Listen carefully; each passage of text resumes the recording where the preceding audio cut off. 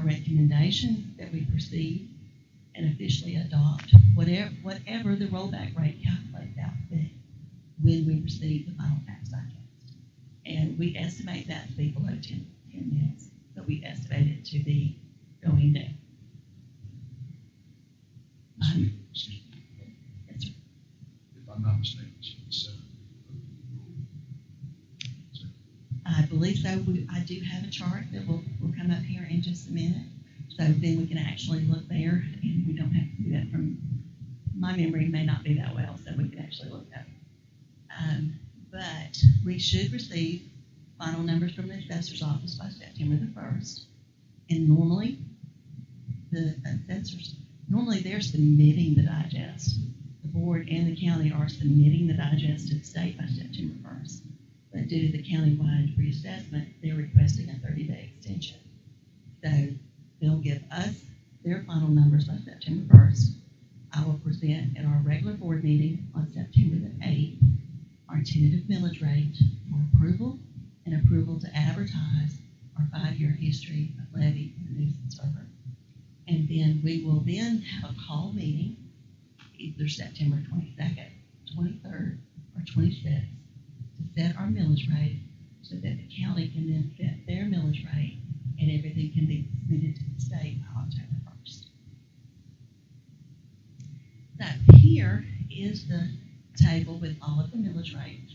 So it has continuously gone down for quite a number of years. I did have a question at our last meeting, which it'll take a little bit of explaining, but because every county is different.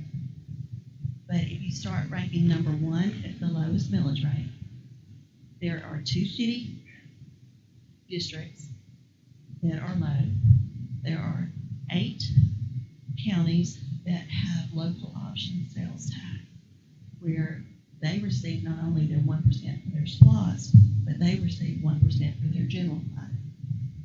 So that affects their millage rate because they have to then take those sales tax dollars that are going in their general fund and roll back their millage rate equivalently for that. And then we have one county that is number 9, a little higher than we are. They do not pay into Social Security. And then they're number 10.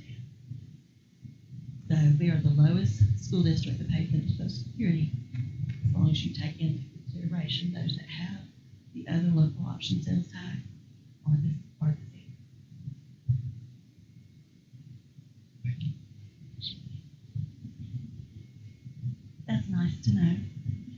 And you can't, it's hard to really have to have explanations because it's not just, everybody's not the same. Some school districts pay into Social Security, some don't. And that makes a good bit of difference in their expenditures. So I think we went ahead and gone over one. So we've included, let me make sure I did it. Okay, there we were. So we have built into our budget $2,000 increase per step for teacher pay scales, and we're leaving our local supplement at 8%.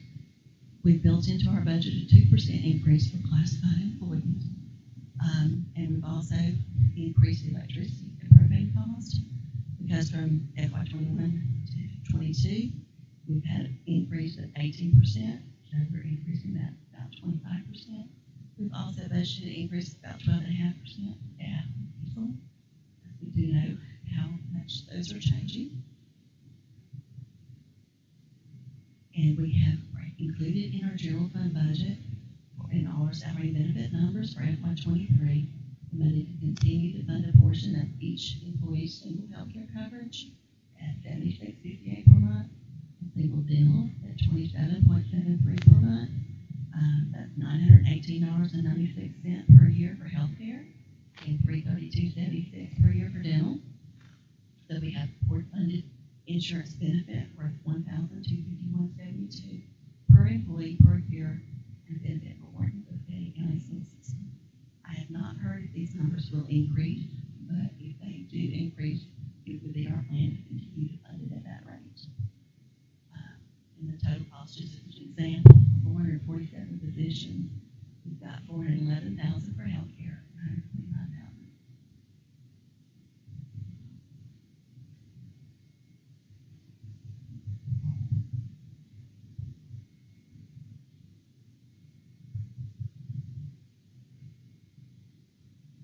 We have a low millage rate here, sir.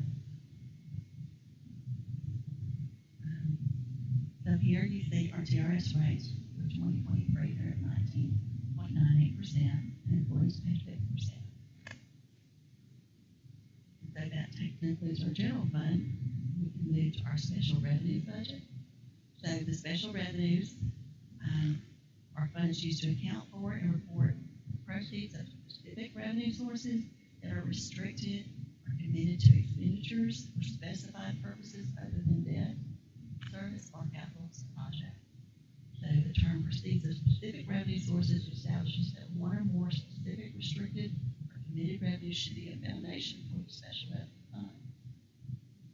We have quite a few special revenue funds, about 20, I believe. Title I, Title II, Title IV, Part A, Title V-B, Perkins, Perkins Carryover, Perkins Program Improvement, Perkins Plus Reserves, our pre-K. Our school nutrition is considered special revenue. IDA Special Ed Flow-Through, IDA Special Ed ages 3 to 5, IDA ARC 611, IDA ARC 619, ESSERS 2, ESSERS 3, which is ARC, and we have Homeless 1 and Homeless 2, Homeless Children of Earth and Youth, and then we have ESSERS L4GA for 5, or L4GA for the high school, L4GA for kindergarten through 5th, middle schools, and then the LL Opportunity Grants. So I just want to say how thankful we are for the ESSERS Fund and ARC funds, for which they have provided money to all of the schools to buy school supplies for our children for the second year in a row, as well as positions that have been funded with our ESSER funds. So having school supplies is a wonderful opportunity for our children. So this is the total of all of those funds. So this is our advertised projected special revenues budget for FY23. We have estimated revenues of $11.45 million, expenditures of $11.79 million, and that would be our advertised special revenue budget. And then we get to go to SLOS. Excuse me. So this is our pennies at work. And I just want to say we are so very thankful for all of Fannin County citizens and all their support of the Special Purpose Local Option Sales Tax for education. SPLOS has provided for us system-wide remodeling, renovating, and upgrading of all of our schools. SPLOS has provided the PAC Orchestra with a Career Technology Agricultural Education Center, this new staff development center, a new transportation center that we will have very soon, and several different purchases of land for our school system that we utilize for our children.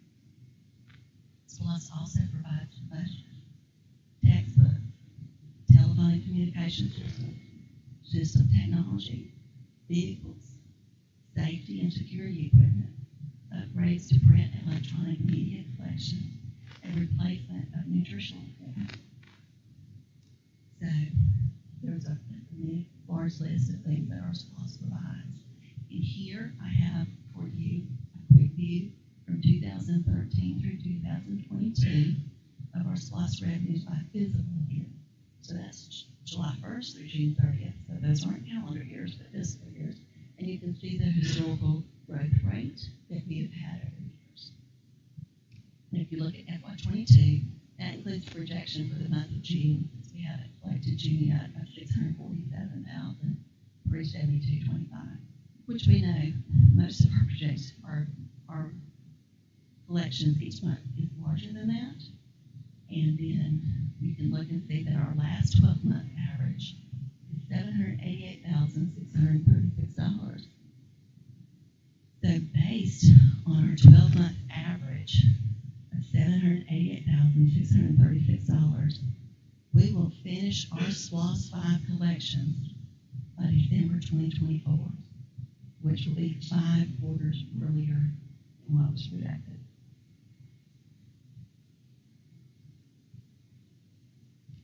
So in our first meeting, we had budgeted for SLOSS revenue $9,343,459, up from the $8,758,000.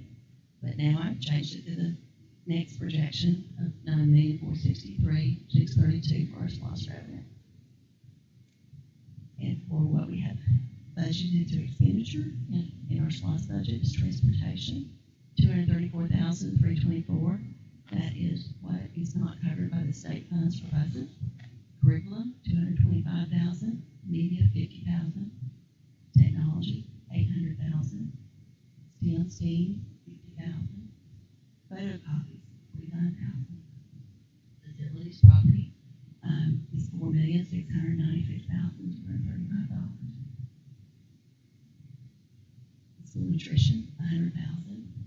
And we are pleased to announce that SLOSS will fund our new automotive technology equipment so that students can learn necessary classroom standards and obtain important skills in the field of automotive technology. So that's $75,000 in order to set up an automotive class that SLOSS will be providing for our students. And again, we just want to say how thankful we are for SLOSS for all of the reasons already discussed, plus how much SLOSS has been able to utilize to improve our CPAE programs by purchasing welding booths that launched our welding program and plasma cutting that allowed us to take our welding program to the next level. And SLOSS funds was also used to allow our engineering department to progress through the purchase of our laser cutting machine. And SLOSS continues to fund STEAM, CPA SLOSS for the third year in a row. And I am sure that I've left something out that SLOSS does provide. That is our proposed FY23 SLOSS budget. Total revenues of $15,848,191. Now that I will point out includes this year I went ahead and put all the transfers in and out that I can calculate that I think we will need in order to have the budget. So that includes those, our beginning fund balance, our total expenditures, and then the remaining fund balance. With that, 10% topic. If anyone have any questions and comments. Yes, sir. Yes, sir.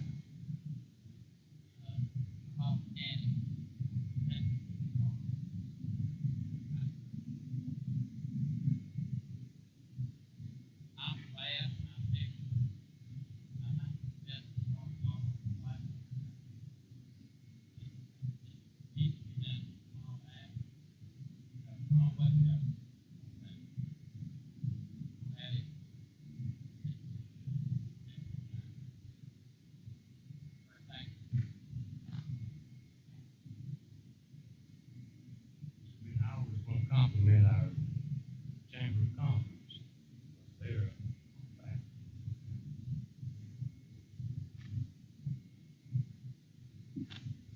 Yes, and Mr. Beard, I'm sure if the automotive needs more, they'll probably come and reach out to us.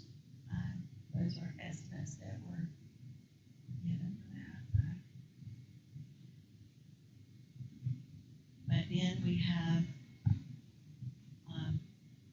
Mr. Ansley can pull up the other. We have this is not what we're voting on or doing anything, any action on whatsoever in this meeting. But this would be the advertised budget that would be presented in our regular meeting. So in that meeting, I would ask for approval of that. Very good. Any further questions? Enormous slide for grants. Completion reports for each one of them. Like it's, thank you. Dedication. Thank you so much. Ms. Wynn, I want to say thank you, and I'm going to check one more time with Mr. Tanner, see if we have any public comment related to budget. Mr. Tanner? With that, Mr. Chair, I recommend that we go into recess until 5:29, at which time we can come back and close this meeting and open at 5:30.